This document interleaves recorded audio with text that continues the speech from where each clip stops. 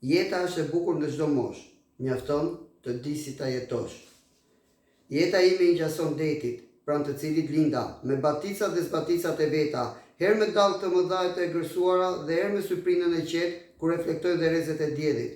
Shumë vështirësi kam kaluar, si dhe triumfe, zhgënjime, kënaqësi, ditë të errta, ditë me shkëlqim, drama dhe lumturi, rreziqe që më kanë çuar deri në zgrit dhe fluturime mbi umner.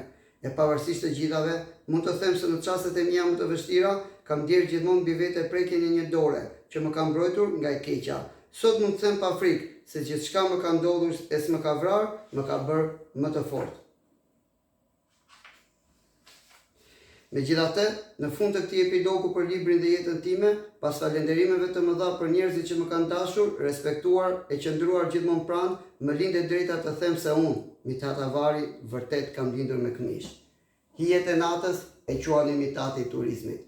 Sfidonte errësirën, rebel, pasionant, pëlqente të bukurën, batistin, muzikën italiane, pëlqente lirin. Jetoi midis dy epokave, pati miq dhe armiq, por gjithmonë mbeti pa negociueshëm, i pa negociueshëm me errësirën, i pa korruptueshëm, dora e hekur, komisari i pandrejshëm, Fadroma Avari, kolonel, general, ata që donin ta përdornin e thrisnin komandant. Kush e prishi parkun në Rinia? Kush i prishi kioskat? Kush ishte dora e fortë?